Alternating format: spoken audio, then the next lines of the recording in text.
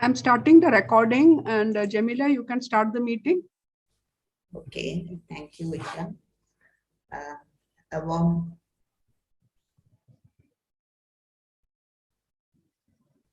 greetings to all the members of AIWC. A warm welcome to our distinguished guest and speaker of the day, Prof. Anisur Rehman. Welcome to our President, Srimati Indra Ramakrishna Pillai Aunty, to the Zonal Officer Usha, all other members here who have joined us, as also our well-wishers who will be joining us as we progress with the seminar and presentation. To introduce Professor Anisur Rehman, I must say one of the things that has most impressed me about him is his sincerity, his warmth, and his humility.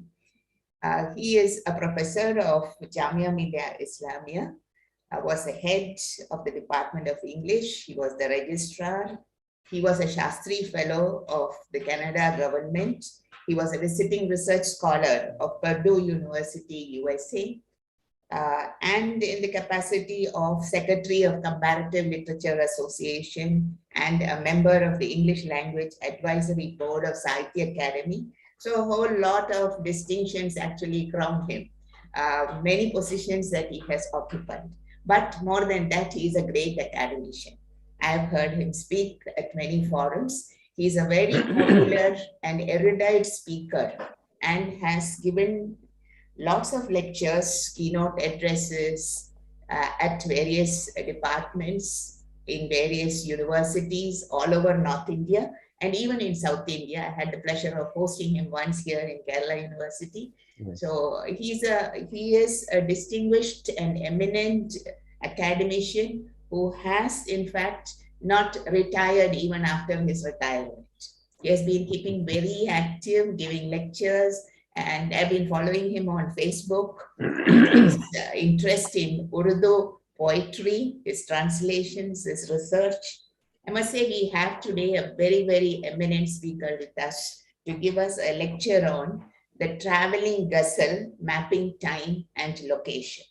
So when I called him, I said, Professor Anisur Rehman, I would like you to talk about Urdu poetry, because I know of his interest in Urdu poetry. And he said, why not? I will talk about the Gazal. So thank you, Prof. Anisur Rehman, for agreeing so spontaneously to our request and agreeing to come on this platform and talk to us.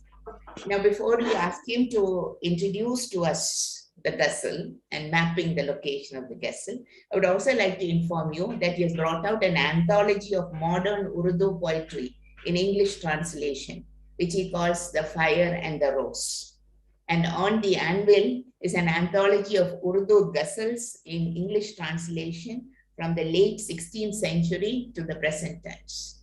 Professor Rehman, I must say your interest actually covers such a wide arena of academic interest, from research, methodology, American literature, Canadian, comparative, and now I think you have focused on Urdu poetry in translation. Now, I was actually thinking about the Gazal after we had talked. And one of the things that struck me, and I'm sure this must be in the minds of everyone as well, is that the Gazal is a language of the heart, because it's a language that speaks of love. It speaks notably about human love. It talks about spiritual love, divine love. So this is one of the things that really attracts every human heart to the spontaneity and the fluidity of the Gazal, which writers down the centuries, from the 7th century in Arabia to the different locations it has traveled, and even the diaspora writers in America have begun to write. English writers have begun to write the Gazal.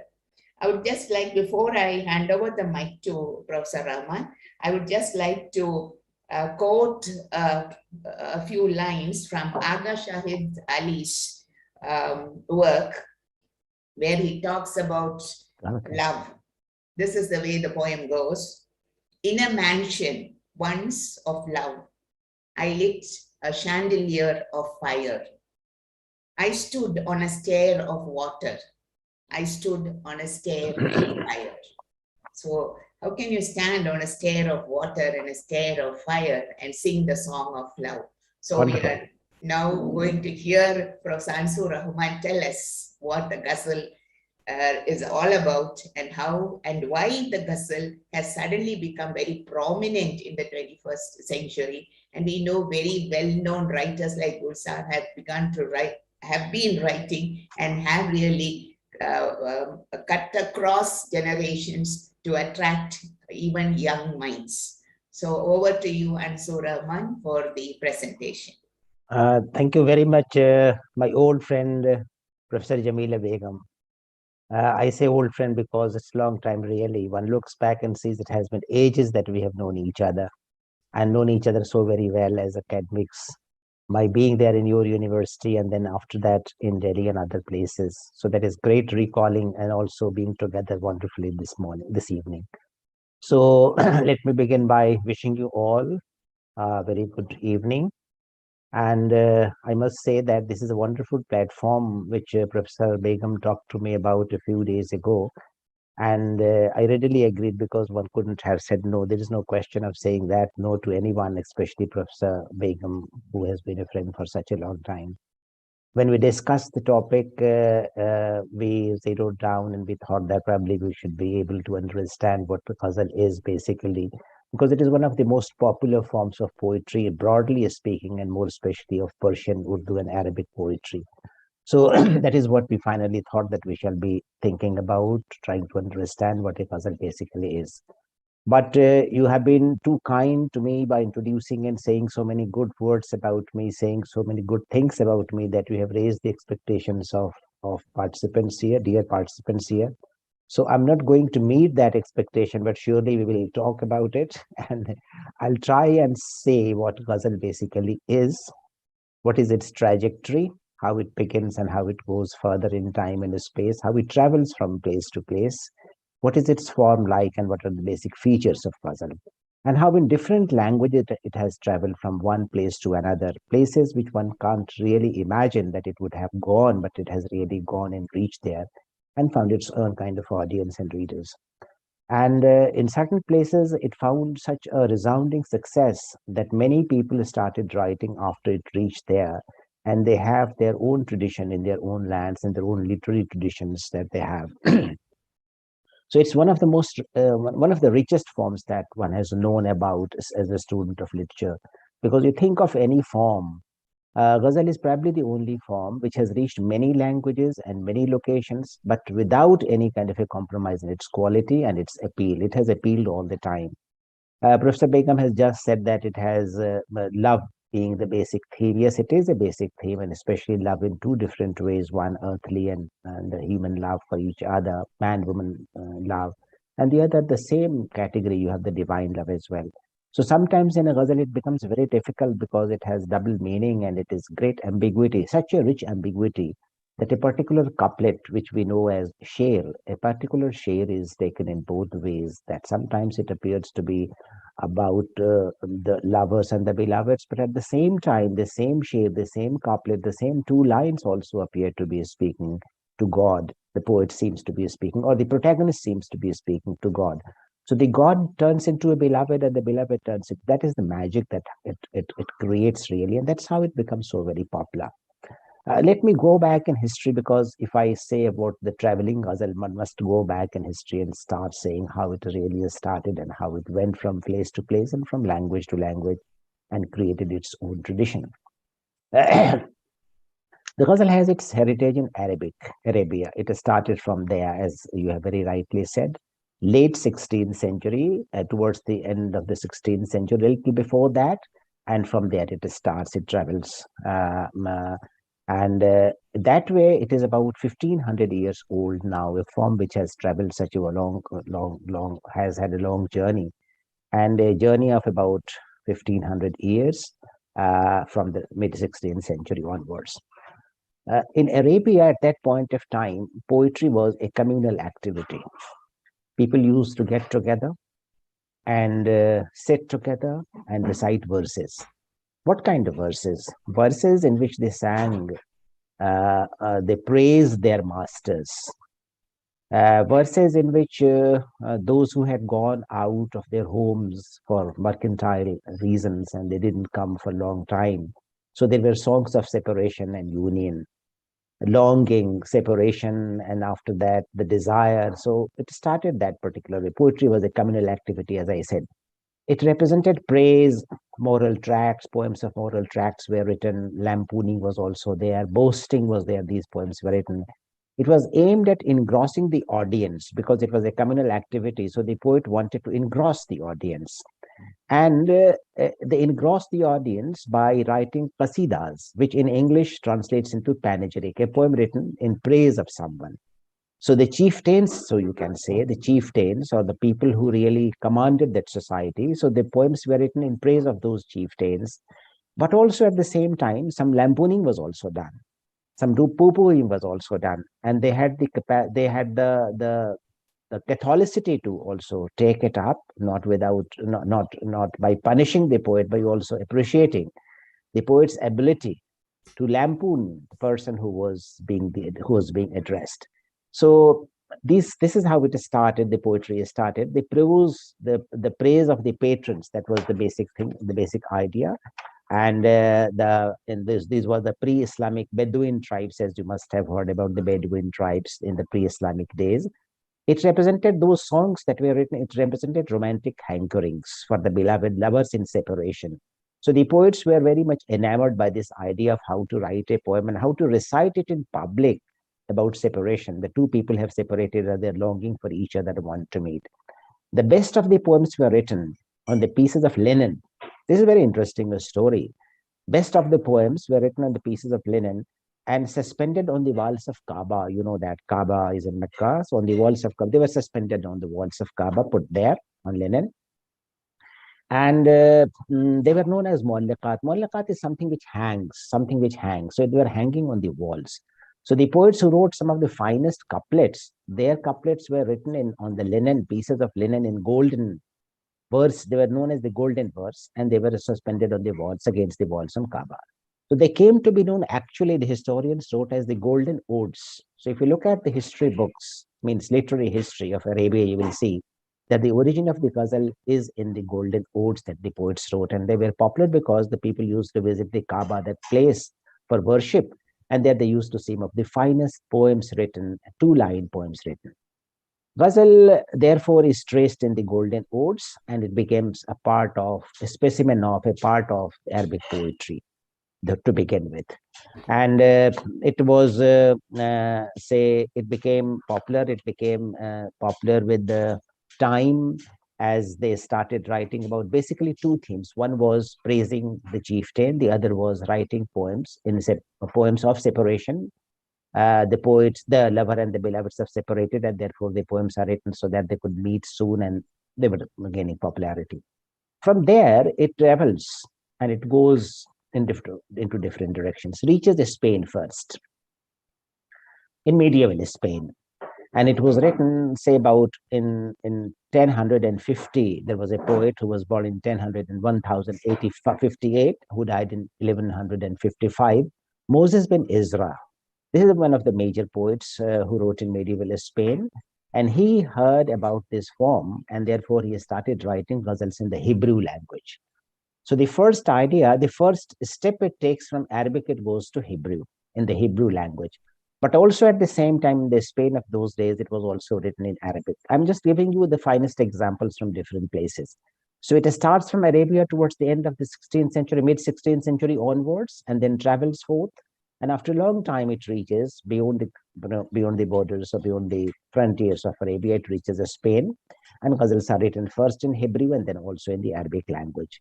Then it reaches the Western African languages. These languages were known as Hausa and Fulfulde, and they were written in the Arabic meters, the same meters, because ghazal, one of the basic things in ghazal is that there has to be a meter.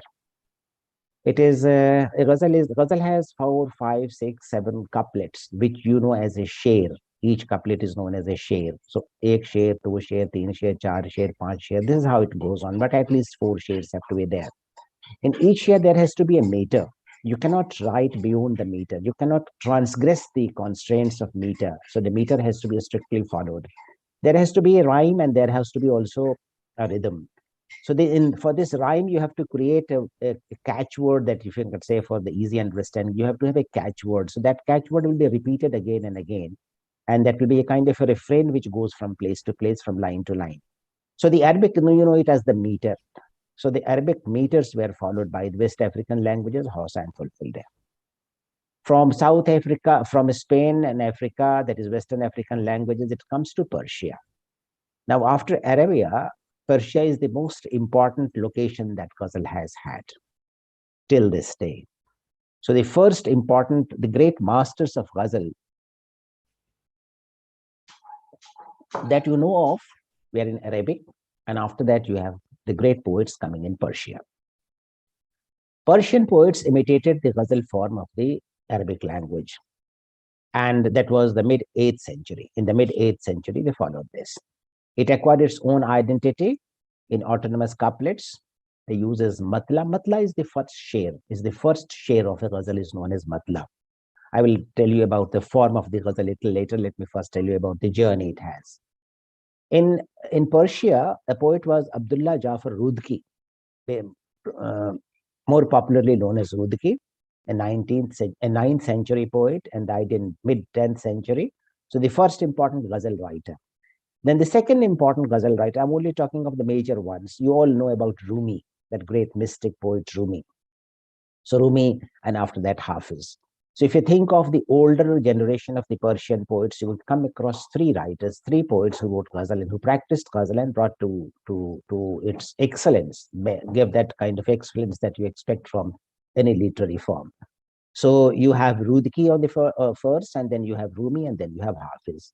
It developed further, and during the course of its development, lots of issues came in as far as the subject material was concerned. Sufism became a major part of the expression of the ghazal form. So the impact of the ghazal form in Persia, the Arabic ghazal in Persia was very visible. So it started that way, and it goes. I'm just talking of the beginnings. From there, it travels to Turkey. Naturally, in Turkish ghazal, you have a poet called Fuzuli, F-U-Z-U-L-I, Fuzuli, who wrote in the 15th century, and in Azerbaijani Turkish, as you know that. Then you have a major poet writing there, Ali Sher Nivai. Ali Sher Nivai also wrote in the 15th century. He was a Turkish poet, was of Afghani origin, and who wrote in the Chagatai language and Uzbek literature. He's the major master of the Uzbek literature. From Persia, it comes down to India, which ultimately proved to be one of the finest locations and one of the finest, say, destinations that Ghazal finally reached. If you were to say, you would probably conclude that there are three places where Ghazal reached and found its efflorescence, found its finest expression: Arabia first, Persia second, and India third. So in India, it really got its flowering, the major. And in India, it started with Amir Khusro, that is 13th century, late 13th century. Khusro was born in 1235 and died in 1325. And the finest ghazals that you have is from Amir Khusro. He started writing that. Then it went on, and the first poet, generally Urdu critics and other critics who acknowledge the first ghazal poet, is Quli Qutub Shah, the 5th emperor of the Golconda dynasty in Hyderabad. And he was the first ghazal writer, first important poet, the first important poet of that particular period. That is Quli Qutub Shah. Then you have Wali. Quli Qutub Shah wrote towards the end of the 16th century. He was the 5th emperor of the Golconda dynasty, Qutub Shahi dynasty, as you know it, the Qutub Shahi dynasty, which later separated into Bijapur, Golconda, Berar, and all. So he was the first person, undivided kind of. Then you have in the 17th century a major poet called Wali Dakkani, who traveled from there and started writing his ghazals. And when he came with that ghazal to Delhi, he surprised the poets of Delhi, because in Delhi at that point of time, the poets were writing ghazals, but in the Persian language. They didn't know this language, which was being popularized by these poets, Khusro, for example, and Quli Qutub Shah, for example. So this was the origin of Urdu, and they were not aware here in Delhi. They were writing basically in Persian. So when Wali comes to Delhi, he surprised the poets, and they said, well, ghazal can be written in this kind of a language also, because Persian was the language in which anything could be written, anything which is literary and of prestige could be written.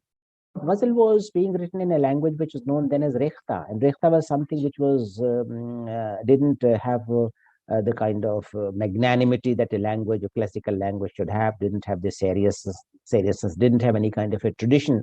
Therefore, it was looked down upon as something very inferior.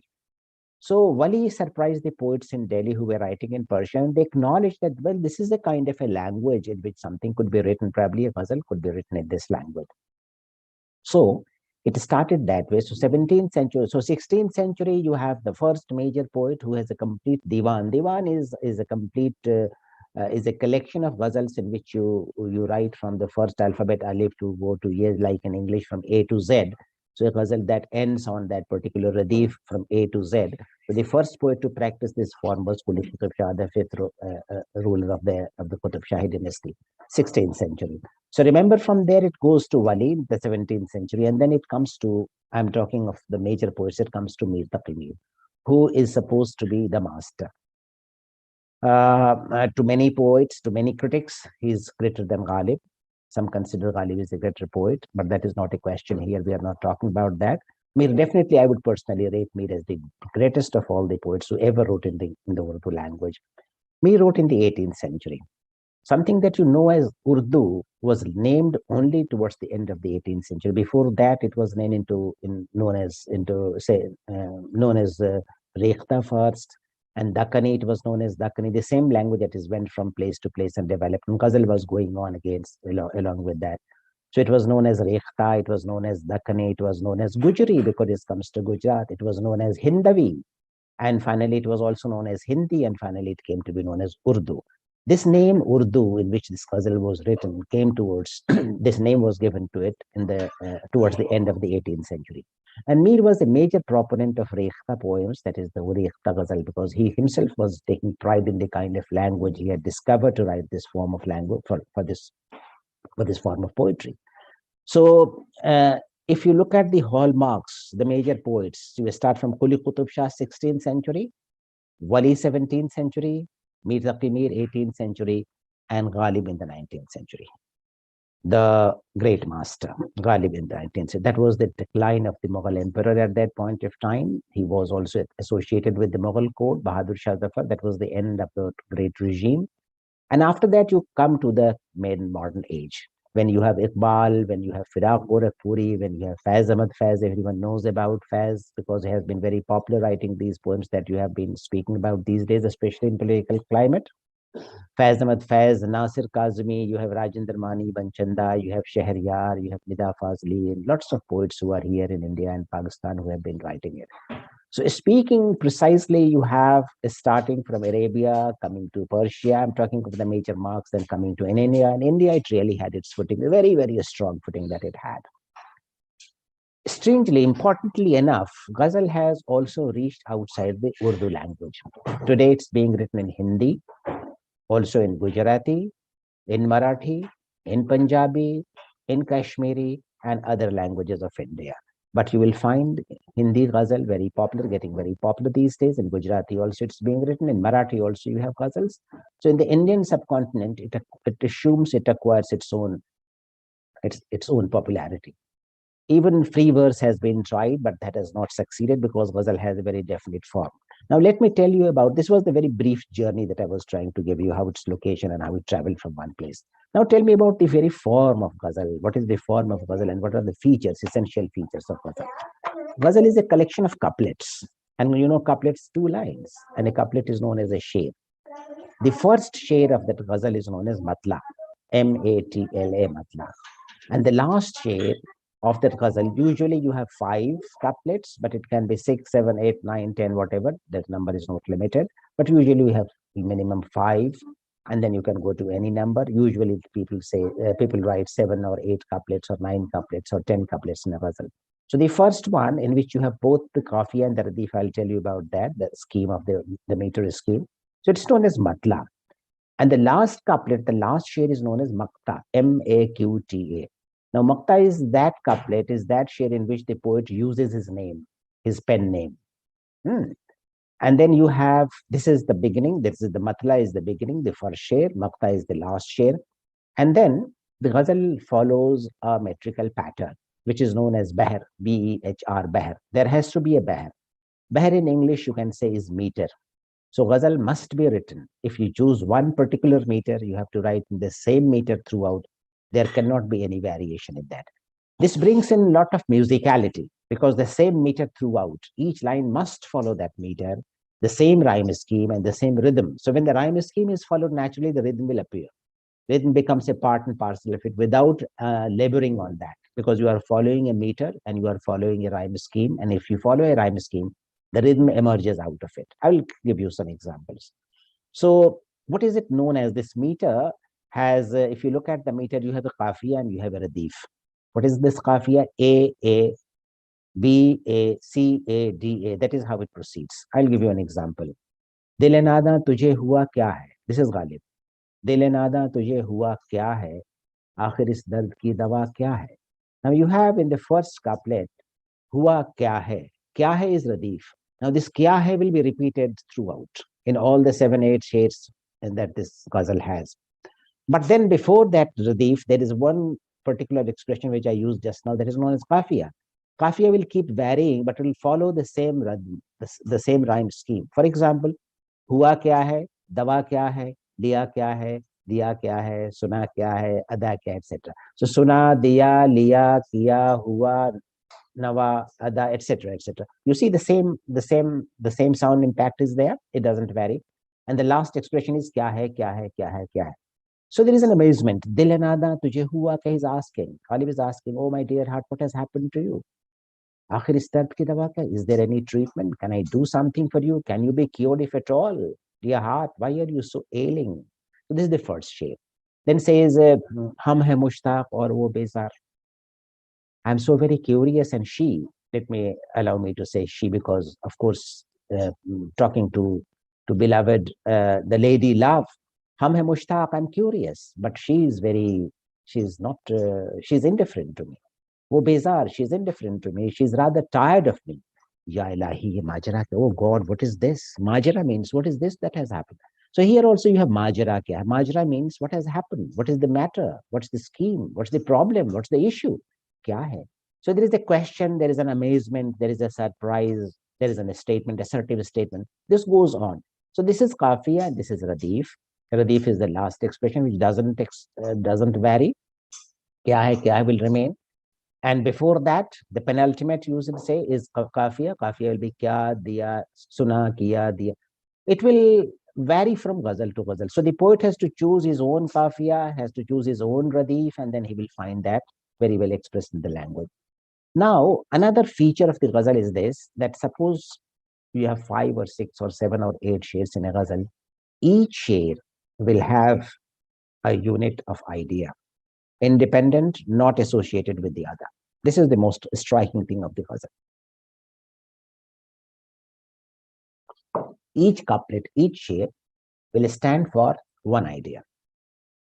Now, we are all attuned to reading English poems or poems in any language. You read a Malayalam poem, you read a Hindi poem, you read an Urdu poem. There is a regularity. You have a theme, you have an idea, it goes on. It could be in one page, it could be spread over 2 pages or many pages, many. In ghazal, there is a variety of ideas. Each shade stands for one unit of idea. It is not repeated with the second. Maybe it's about the same love, but there will be a different experience of love. Now, for example, the addressee sometimes will deceive you. You will not be able to fix who the addressee is.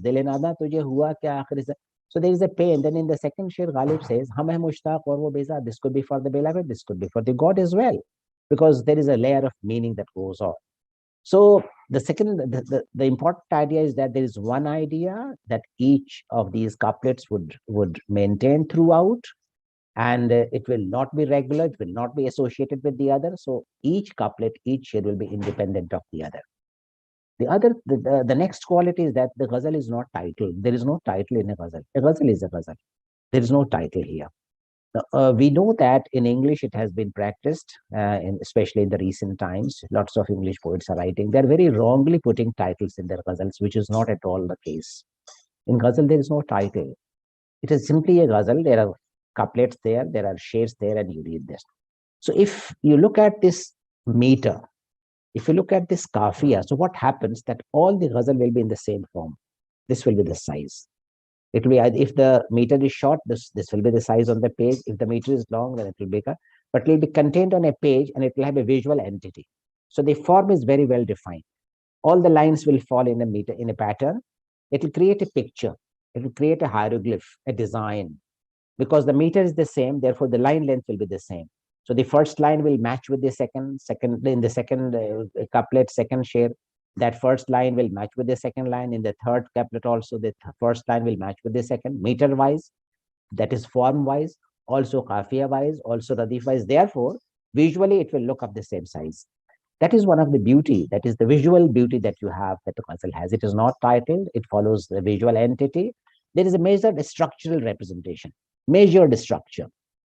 It doesn't vary from there.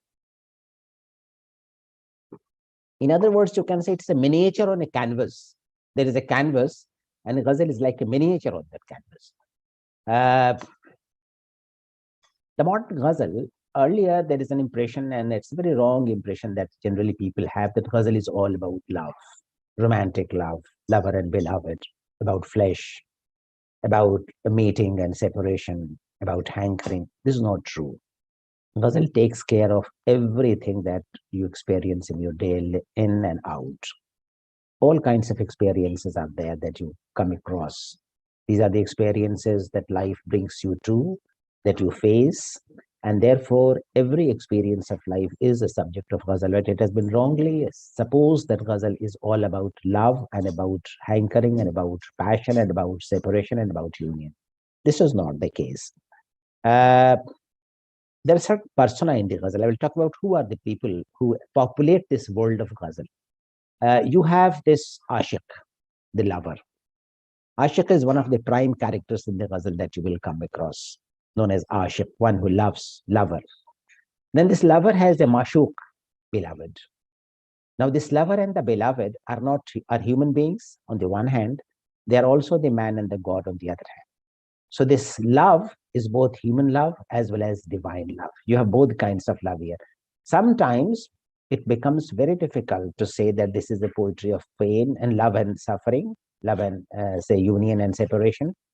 But it also fits very well in the scheme if you look at it from the divine perspective, that yes, you are hankering for God, who is your beloved, and God is looking at you and you are looking at God, and they are trying to meet, and yet there is a point that you cannot meet. So Ashik and Mashuk are essentially those who love each other, the male and the female, so to say. But essentially, it is about the love that a man has for the woman and the woman has. That is why the Ashik and the Mashuk. This Ashik Mashuk also implies very clearly when you think of God as one of the persons whom you are in love with. Another very important person in the Ghazal tradition is Raqib, person who is your rival. And there is a story in the Ghazal, therefore it emerges. There is the lover and the beloved, and there is a rival. And this rival wants to take the cake, and he wants to gain the attention of the beloved, but fails. And therefore there is a story that develops. So in just 2 lines, the whole story has to be told about that curious person who wants to gain the attention of the beloved and fails in doing so. And therefore the poet expresses that pain of that rival. So rival is the third very important character in the Ghazal tradition. Fourth is the Qasid. Qasid is the messenger who brings the news. And the news is sometimes good, sometimes not that very good. And the lover and the beloved all the time keep waiting for the Qasid, that is the messenger who will bring in some good word from the other side and will bring in some moment of pleasure and some moment of repose. In between, you have this person who is very curious, who is this rival. So the rival is also trying to keep track. And he also would like to know what's the messenger saying, what news has the messenger brought for the beloved or the lover.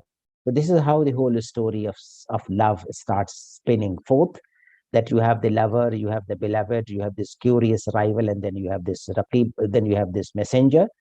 Then you have a muhtasib. Muhtasib is one who is keeping an eye and who is telling, well, this is wrong. You can't do this. Who keeps an eye, who is the preacher. And that is, there comes a different angle.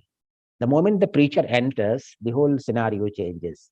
He says, well, this is done and this is not done. This is acceptable, this is not acceptable. Another very important figure which you often meet in a Ghazal is Safi, who brings you the wine. And then he brings you not only the wine and the cup, but he transports you to a different world of realization. So Saki is one who connects you with, who creates a condition for you to be in, and then who transports you from the world in which you are physically and who takes you to a different kind of a world where you would like to belong, but after a while, that nasha, as you call it, that goes away. So the Saki is a very important person, therefore. And that is with the Saki, you have this Mehkhana, the tavern, the wine house where you go and you drink, and the Saki serves. And the Saki, then this cup bearer, you can say the cup bearer who brings this cup to you. So Saki is a very important person. Then you have the Sheikh, you have the Qatil. Qatil is the beloved herself is a Qatil. Oh, you have murdered me, you have slain me, in pain I have suffered for you. So there is a Sheikh and there is a Brahman. That means on the one hand, you have one who is the keeper of the faith, and the other hand, you have the person who belongs to a different faith, and maybe he is creating the kind of a situation for you. This is how the ghazal goes from one end to another, from one situation to another. As you told me just a while ago that you would also like to have a few couplets so that you can understand. There are some concepts here in ghazal also. What is this concept? One very important concept is that of hijr, separation. So lots and lots and lots of shares on the experience of hijr, what it means for a beloved to be in a state of hijr. Hijr means separation. How you suffer in hijr. Now, Indian love poetry, the entire tradition of Indian love poetry, you have this vilap, you have this songs written in separation for the beloved, for the lover. So hijr is, that is, separation is a very important experience in the love tradition, in the poetry of, in the ghazal poetry. Then you have next to hijr, visal. Visal means union. So you have on the one hand the stories of hijr, experiences of hijr, that is separation. On the other hand, you have experiences of visal. Visal means union. Then various facets of ishq that will come to you. Mashuq, various facets of mashuq, of the ashiq. Then another institution in ghazal, just as I said, is Mehkhana, the tavern, the place where you go and you sit, the paimana, the cup from which you drink. Then another very important metaphor or a symbol, it is used by different poets as a metaphor, by some by just as an image, but some use it as a symbol, which is qafas. Qafas is that a bird finds a small nest, and this nest is very important in the ghazal tradition. So the nest is there somewhere in the tree, and the bird goes and hides there and sings from there, songs of separation, songs of union. So qafas is something where you are actually in chains, you can't come out of it. So the bird has been put into a place, and in the qafas is there. So the human beings are also in the qafas, and they can't. Chaman, for example, garden is another very important metaphor in the ghazal tradition. Bijli, this lightning, which spoils everything. The garden is just tarnished and nothing remains in that. Ashia is that the sparrows, they are sitting in that cage, in that nest. The lover has a certain kind of a dress that he wears, and he just tears it off because in separation he can't bear this separation any further. Therefore, he just tears his clothes. So it's gareba, flower, blossoms, bulbul. Bulbul cannot easily be translated. It's a typical bird for our situation. So bulbul. So these are some of the important, say concepts, important personages, important say institutions that you often come across, especially in the classical tradition, but it has also been carried forward in the modern tradition. Now you see, I'll just quote you a few things about what ghazal writers, how they have thought about ishq, mashuq, ashiq. Say, for example, Mir comes out with something very, very philosophical when he says, Ishq hai mashuq. Ishq mashuq, ishq ashiq hai. Ishq mashuq, ishq ashiq hai. Love is the beloved, love is the lover. Yani apna hi mubtala hai. That means that love has fallen a prey to love itself. Difficult to define what actually this whole concept of love is. Then you have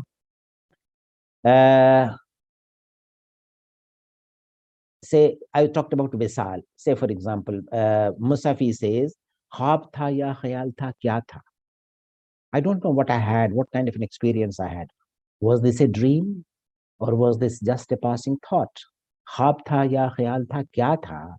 हिजर था या विसाल था, क्या था? I don't know whether it was separation or whether it was union. I have no idea. This is Musafi writing about the experience where he cannot say for sure whether it was separation or union, whether it was one kind of an experience that I was passing through or entirely different. Was it a dream or was it a reality? So is this separation a reality or a dream? I don't know. Is this union a separation? Is this union a reality, a dream? And don't know. I have no idea.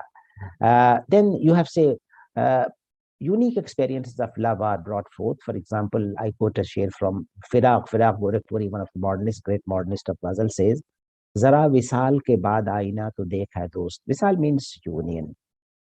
Zara visal ke baad aina to dekh hai dost. Dear friend, look at your face after union, addressing the lady.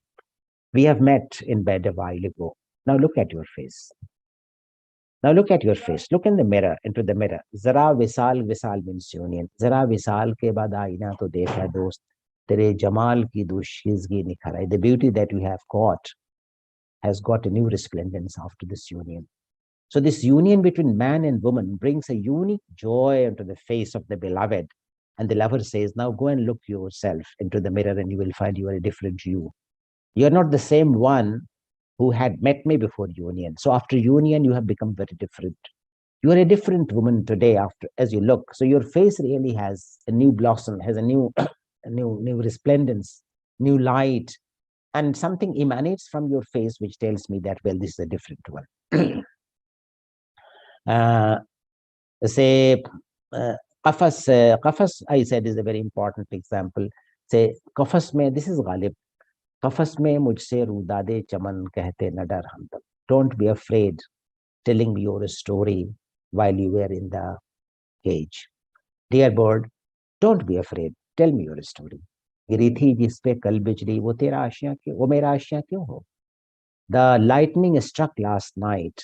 Why should I presume lightning fell on your cage? It may not be your cage. So don't be afraid. Tell me your tale, frankly speaking.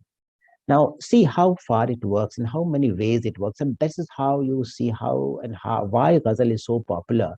Once a professor who was in UK in his days many years ago, he was much more senior to us, and he said that I was doing my research in England, and a friend came from India and phoned me that I will meet you tomorrow and tell you something about the family. He said, no, tell me right now, right now. Then, no, we will meet and then we'll talk about the family because we haven't met for a long time. Tomorrow we'll talk about the family, your parents and your wife and everyone else. He said that whole night I was very disturbed because I didn't know what he's going to tell me tomorrow. What is it that he's hiding? Ghalib came to my rescue and says, "Qafas mein mujhse rudade chaman kehte na dar." I'm in a cage. I'm in England. I'm in a cage. Don't be afraid telling me that story. Why should I presume that the lightning that fell yesterday was my home? Did someone die there? Did something happen to my father? Is my mother all right? Has my wife been hospitalized or what has happened? So qafas is here. You see what a large ramifications of this whole metaphor of qafas. Qafas is a cage. So the qafas may, I am in a prison, I'm in a qafas, I'm in a cage. I'm in England. England is my qafas. This is not my home and I have been imprisoned here. So don't be afraid telling me that story. Just come out clearly. Why should I presume that last night the lightning that fell on my qafas? This is how he said Ghalib came to my rescue. And whole night I kept on thinking of this shade of Ghalib and telling myself, well, this is how I will be able to meet my friend tomorrow. So that is how poetry works. That is how the magic of poetry works.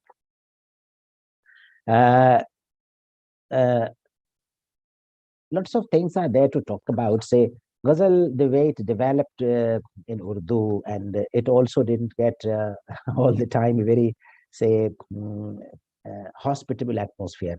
As I said that in the Ghazal, you have 5, 6, 7 shades, and each shade will be independent. Each shade will have its own idea. It will not be connected with the other. So some people came very heavily against Ghazal and said that, no, this is not a poem, because how can this be a poem that you have 2 lines talking of one thing, another 2 lines talking of another? So there is no unity, and since there is no unity, this can't be a good poem. This can't be poetry at all. So some people said that is a very semi-savage kind of poetry. It is semi-savage. It's an example of your wayward thoughts. You are not united in your thoughts. You cannot organically express yourself. So some people were very, very against the form of Ghazal. They called it. But on the other hand, there were critics who said that this is the prestige of Urdu poetry. This is really the prestige of Urdu poetry. And Firaq Gorakhpuri says it is a series of climaxes. So he just rebutted those who were saying it is an example of your wayward thought, waywardness, that your thoughts are not in a certain, don't follow a certain line. There's no continuity, no beginning, no middle, and no end. So Firaq Gorakhpuri rebutted and says that Ghazal is a series of climaxes. There are so many climaxes here in the same story. So there are 5, 6 couplets in a Ghazal. And each couplet here, you would see that is an example of one climax. So there are 6, 7 climaxes that you come across in a Ghazal. Let me give you some examples, stray examples that you will understand. Let me go to Quli Qutb Shah, for example. Quli Qutb Shah, the first poet. Quli Qutb Shah's first poem in his diwan, which is very important, which is very popular, is known as Piya Baj Pyala Piya Jaina. Without my beloved, I can't drink really. Piya Baj Ek Dil Jiya Jaina. Without my beloved, I can't live a single moment. Piya Baj Pyala Piya Jaina. Piya Baj Ek Dil Jiya Jaina. Then Wali says, Wali who comes in the 17th century, Shagl behtar hai ishqbazi ka. Here he differentiates. Shagl means this business, that my engagement. So my engagement, being in love, is a wonderful engagement that I haven't had. What kind of love? Human love as well as the divine. In whatever you say, in whatever you take it, both the loves are to be preserved.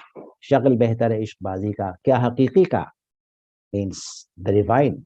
Kya majazi ka? Or with the beloved. Then Sauda says, Naseem hai tere kooche mein aur sabah bhi hai. Hamari khak se kuch de kuch raha bhi hai. Lots of people come across, I am reminded of a poet, Dard, for example, a mystic poet, a very important poet, says, Tuhmatein chand apne zimme dhar chale. I have blamed myself.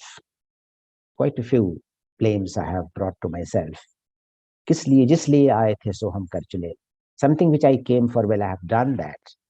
And my lifespan has come to an end. So I have brought some blames unto myself. And with these blames, I leave this world now.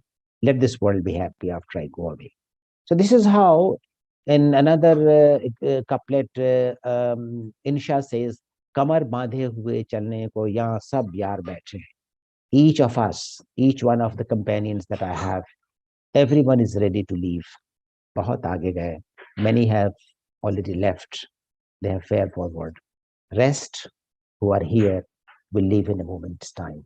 He's talking about this whole process of existence, how we are born, how we live, and how we leave finally. Kamar baandhe, everyone is ready with the baggage to leave tomorrow. Some have left already, others are in the waiting to leave tomorrow. Any moment they can. Then Zafar, Bahadur Shah Zafar, the emperor, the last emperor of the Mughal Empire, he says, Baat karni mujhe mushkil kabhi aisi to na thi. It was never as difficult to talk to you or to anyone as it is today. Jaisi ab hai meri mushkil kabhi aisi. The misery that I find today, that I am in, was never so earlier in my life. So he's talking about his own condition. You can very well imagine the last emperor and being imprisoned, and then says, I can't even talk the way I used to once upon a time. What a kind of a situation I am in. Then Atish says, Sunto sahi jahan mein hai tera fasad. Listen to my tale. What is your story in this world? What do the people tell you about how this world is and what this world really tells us? So lots of examples you have from the Ghazal tradition, starting from the beginnings to the end, and you go on, and you come across lots of people who really, but I'll take you to a different trajectory altogether after this, because talking of Ghazal will be endless. I'll take to a different trajectory. What happened that it did not only go into these places from Arabia to say Spain and to Africa and to Persia and to India. It went to other places as well. Just very briefly, it went to Germany. And some of the Orientalists wrote Ghazals. Friedrich Schlegel, who wrote in the 18th century, 1722 he was born. So mid 18th century he started writing, and he died in the early 19th century, 1829. So he was the first to experiment Ghazal in German language. Then Goethe also wrote ghazals in 1749. He was born mid 18th century and passes on 1832. He was also a propounder of that. Frederick Ruckert, these are all Orientalists, major Orientalists of German who wrote ghazal. 1786 he was born. This is also 18th century, end of 18th century. In 1866 he died. That is 19th century, and that's all. Fred Ruckert. Then you have Platon. Platon is another very important Orientalist who wrote towards the end of the 18th century and lived in the major part of the 1835, passed away. So Platon. So in Germany, you have Schlegel, you have Goethe, you have Ruckert, you have Platon. Then in the English-speaking world, it comes with the Ghalib centenary year. 1869, Ghalib passed away. In 1969, all over the world, people were celebrating Ghalib's death anniversary. So Ejaz Ahmad, English students of English would know, was an American those days, and he was really enamored by this idea. And he asked some of the American poets, have you heard of Ghalib? And said, who was this gentleman? So he said he was a very important poet of the Urdu and Persian language, lived in India during this time, and this is the form of poetry in which he practiced, is known as, well, he taught them all.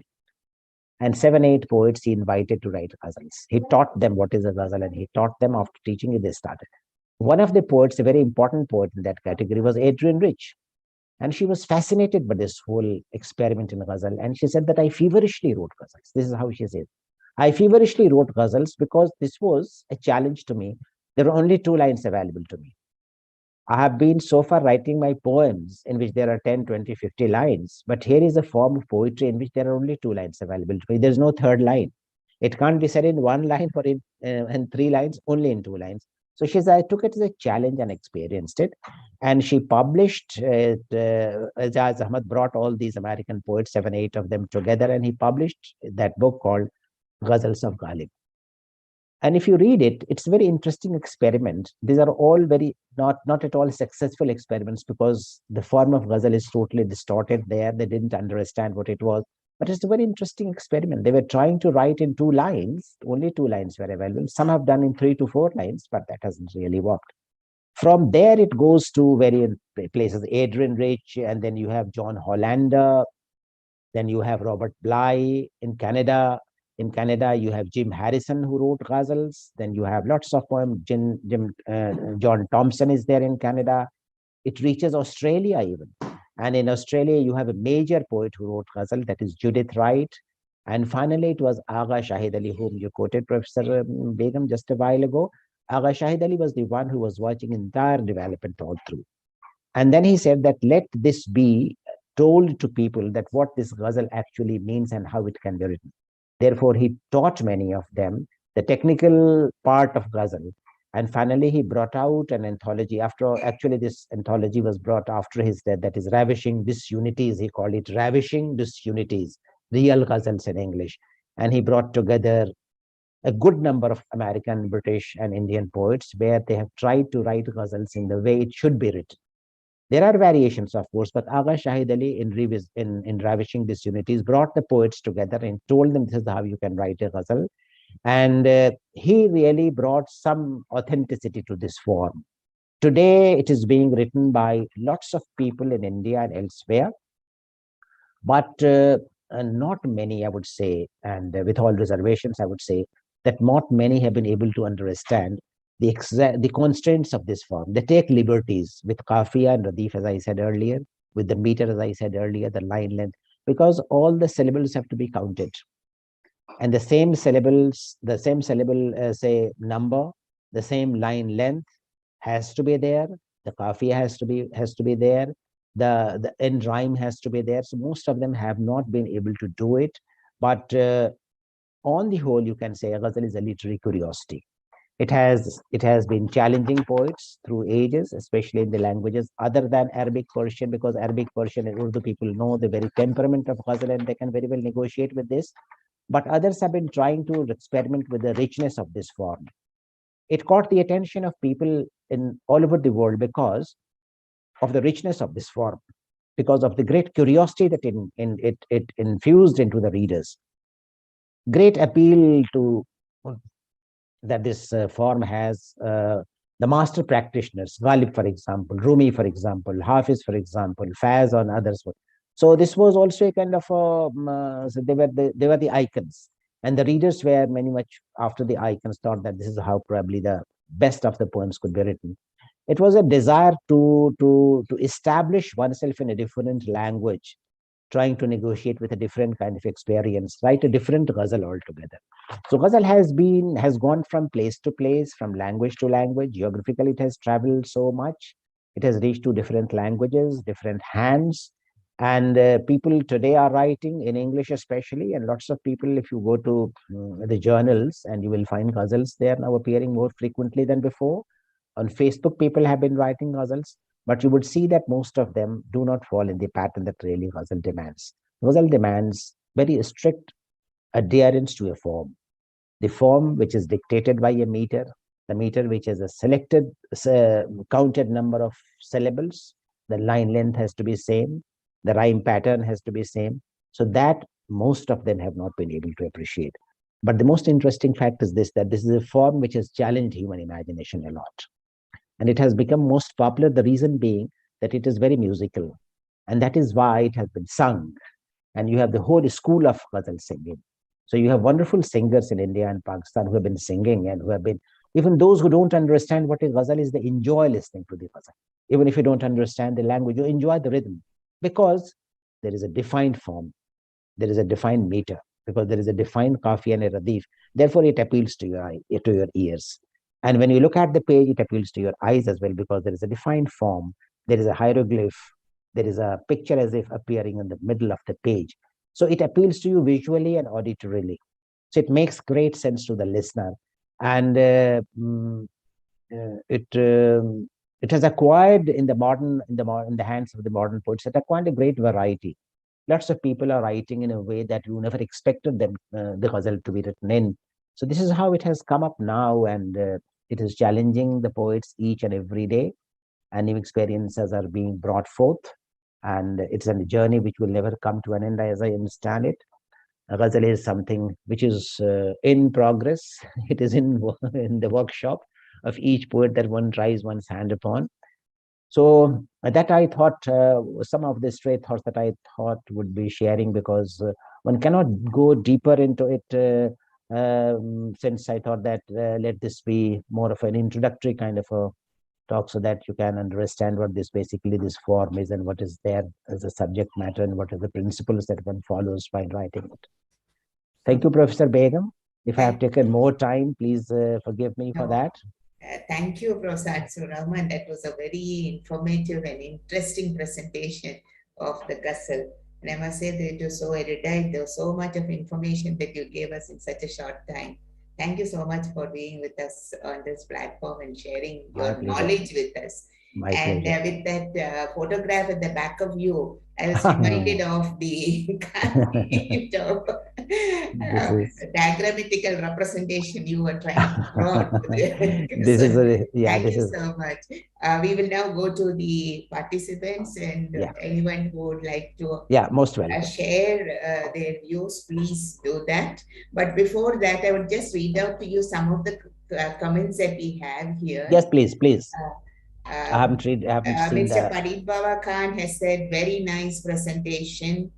Nirmala Eradi says, very interesting and nice presentation. Bhuneshwari says, really enjoyed the talk. Thank you, Professor Rehman, for taking us through the journey of ghazals over the centuries. Its features so many new things, all new to us.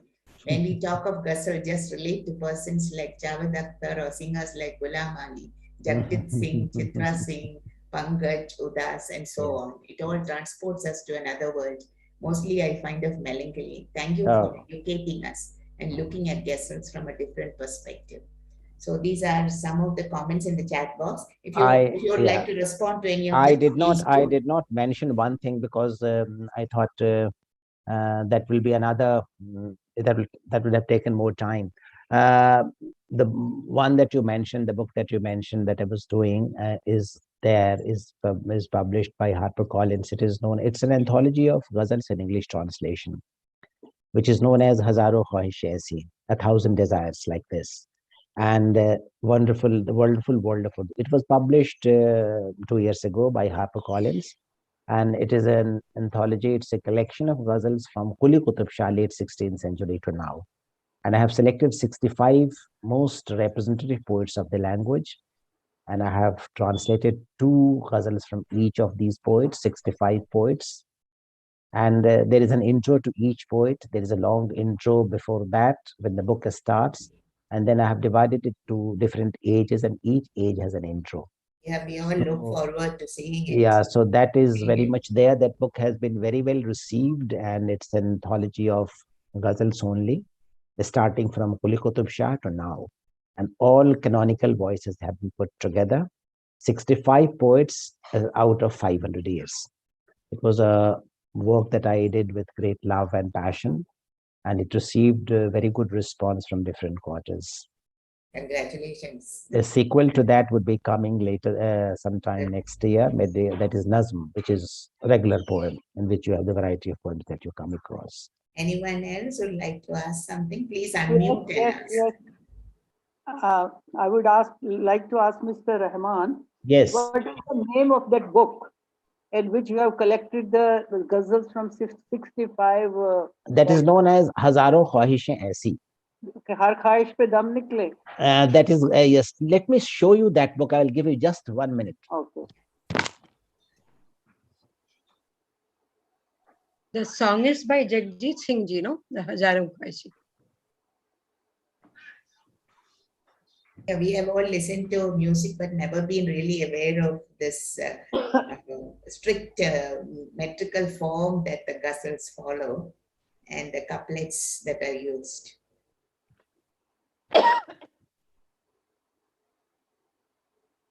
So this is the book. Okay. Hazaron Khwahishein Aisi, The Wonderful World of Urdu Ghazal, done by HarperCollins. Okay. Now, you said Hazaron Khwahishein Aisi, Har Khwahish pe dam nikle. This is Ghalib. बहुत निकले मेरे अरमान लेकिन फिर भी कम निकले. Actually, this particular share is there. Let me read that out to you in translation. हजारों ख्वाहिशें ऐसी कि हर ख्वाहिश पे दम निकले, बहुत निकले मेरे अरमान लेकिन फिर भी कम निकले. I have translated it like this: desires in thousands I had, for each one I would die. With many I had luck, for many I would sigh. So this is. But you have given the original also, or only translation? The originals are there in Roman. Urdu and Persian, or no, in Roman. Which language? In English, Roman words. In Roman script. Roman. Okay. You have on one side the Roman script, on the other side you have the translation. Okay. Okay. Yeah, now it's available. It's available, freely available on online also. Can we get online? Yes. Amazon. It is there on Amazon. Amazon. Okay. It has done very well, and by the end of this, I think next month, there is a huge demand from Pakistan, and they have published 1,000 copies for Pakistan only. This is the Pakistan edition which has come, which is coming. In India, it has done very well, and lots of reviews have come. Lots of interviews have appeared. So you can get it from Amazon. Okay. It is done by HarperCollins. Now my second question is, yes, please. When the ghazals are written in other languages, I didn't know that it went to Spain directly from there. No, it is the news to me. Many places. When the ghazal is written in other language, is it that heart-rending as we listen to the ghazals in Urdu? Does it have the emotions, or is it the song of the soul? It has been very popular in Urdu and Persian, in these two languages. Because of the musicality that these two languages, it's an inbuilt kind of a musicality. One can't say about other languages, but of course in Turkish it was equally popular. And also because of the sonority, the language and the sound that it creates. So in Persian, in Turkish, in Urdu, in Persian, and in Arabic, these were the languages where it got greater impact. In English, wouldn't have, because in English, that kind of rhythm that you really expect from a ghazal or from the couplet or from a sher, as I said. So that music, that is the reason why it has been sung, why it has been readily taken by the singers. In Persian also you have great singers that who have been singing ghazals. In Arabic also you have. In Turkish you have. But in Urdu it has been the most popular, I understand. To the extent that even those poets who do not hold a place in the canon, but they have written ghazals essentially to be sung, and therefore they are available to you. They are not very great ghazals speaking from the literary standards. It doesn't follow any kind of create any kind of a canon, doesn't fall in that category, but they're popular ghazals. And there's a huge amount of popular ghazals and couplets that you have in Urdu. They may not be, from the literary point of view, a standard literary point of view, they may not be very great poems, great shares or great ghazals. But since their sound pattern, their appeal, their music, their subject is such that it has appealed to the human imagination greatly. And therefore they have been sung by all kinds of singers. Anyone else would like now, to? my complaint is that when you are reciting these share in your, you didn't repeat them. So I could write only first lines, not the second lines. Which one? Which one? Because the share. Yeah, I understand. Yes. Any particular say couplet that you are referring to that I can repeat if you have?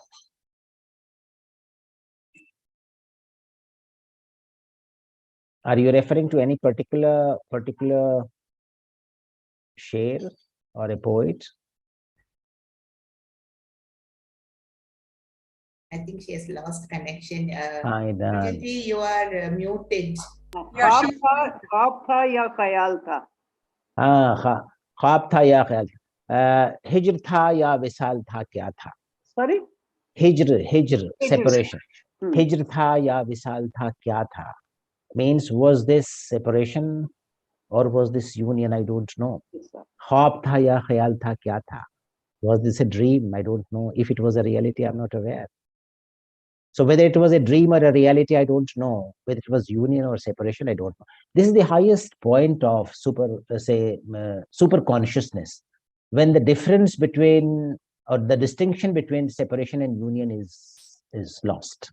You no longer know whether union would bring you the pleasure. Even in separation, you have the pleasures of union. This is a highly metaphysical poem, metaphysical metaphysical shape. Hijr tha, you think about it. Hijr tha, ya visal tha, kya tha? It is saying tha means past. Something has happened already. And the poet now recalling that particular moment is unable to fix for sure whether it was separation or a moment of union. Then says in the second line, second misra, Hijr tha ya khwab tha ya khayal tha, kya tha? Was this a dream or was that a reality? I have no idea. So this is a highly metaphysical touch that he has given to this couplet. And talks in the past tense means something that has happened and I'm recalling and I'm unable to understand what it actually was to me. What kind of experience it was. जरा विशाल के बाद सपना आईना तो देख मेरे दोस्त. This is Firaq Gorakhpuri.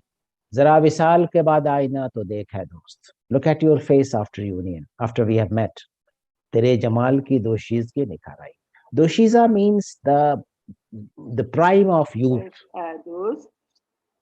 Zara visal ke baad aina to dekh hai dost. Look at the mirror after union. Zara visal ke baad aina to dekh hai dost. Tere jamal ki doshizgi nikhar aayi. The beauty, the splendor your beauty and splendor has found a new glow after the union, the moment of union. So you are a different beloved. After you have met, you have matured further. This is a very unique kind of an experience that Farah talks about. Very nice. Thank you so much. Prof. Anisur, Rehman, I have a question for you. Please. Is there any difference between the ghazals that are being written by women and by men? Lots of women who are writing, very interesting. Lots of women who are writing about the female experience.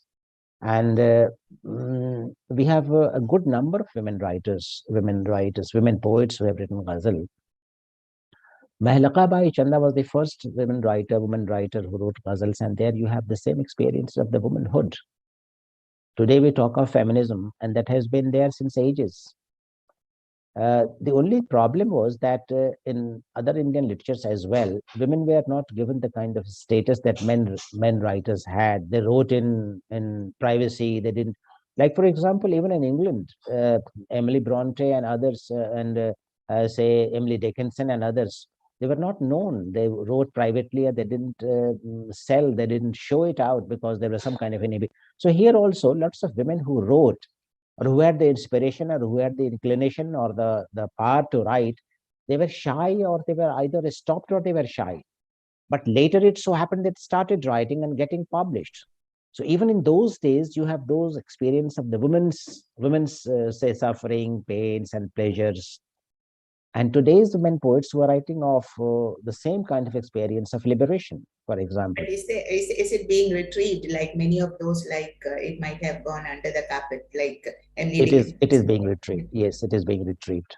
Work is being done, such work is being retrieved, and the women poets have now started writing their own biographies and their own tracts where they say that they wrote, but they didn't have the family didn't allow. A point came, then the family also started allowing, and then they came up. So that kind of experience has been recorded, is being recorded. And it's a very important turn that has taken place. Because a lot of poetry would have been written by women in Hyderabad at that time, I'm sure. Yes, you are right. You are right. There were women poets. This is a new area of research. Many people are working on this, trying to explore who were the poets, hiding where. Even in recent times, in modern times, there have been women poets who didn't have the freedom to write. At least if they wrote, they didn't have the society didn't allow that to be rejected, to be published, to be talked about. So it was all within veils, behind the veils. But now it is broken. Now it's broken. Anyone else with any questions or any comments that you would like to add to what Prof. Rehman has just said? So if there are no more questions or comments, I would like to go on to formally thank Prof. Rehman for being on this platform with us and having shared so much of his interesting research with us. I'm sure this has not been easy to get at, because a lot of it has been lost, and retrieving what has been lost is one of the most challenging things that an academician faces. And I'm sure you have done wonderful work. Thank you so much. I'm really thankful to you, Professor Begum, and to all the friends who are here. I think Usha will do the formal vote of thanks. You can add to what I've just said, Usha. Okay. Yes, that has been a wonderful experience, and I'm sure that we all go back to read and listen to Gazals with a new understanding, because actually we didn't know these nuances about the form and the the meaning of different things. You have explained it so well, even to people like me who are almost like new to this type of writing. Thank you so much, Professor Anisur, for spending so much time for us. And also, I mean, it must have taken you time to prepare for this as well. So we thank you for the time spent on this webinar. And I thank all the members of AIWC and others who have joined. And there are many more who are watching on YouTube, because this has been streaming on YouTube also. Since people don't always find it convenient to join in our time. So thank you so much. And thank you, friends, for being here. And again, thank you, Jamila, for organizing such interesting lectures every month without fail. And this, for your information, sir, this has been going on for more than a year. Oh. Actually, the 13th lecture. 13th talk, yeah. Literary and Cultural Forum. And each one has been enjoyable and full of knowledge for us. I can appreciate that. Yes. No, I also must express my sense of gratitude to you all, and to you, Usha ji and Professor Begum, who invited me to do this. It was my pleasure being with you this evening. And I really wish you all the very best in the kind of efforts that you have put in during the past 1 year, 13th lecture. And then after that, you will have many more. And I wish and pray that we get better times, we get into better times, and we live without these barriers and come face to face someday, somewhere, at some occasion or the other. But as of now, it has been a great pleasure. My thanks to each one of you, to this forum, and the friends who are there, Professor Begum especially, who thought of me for doing this.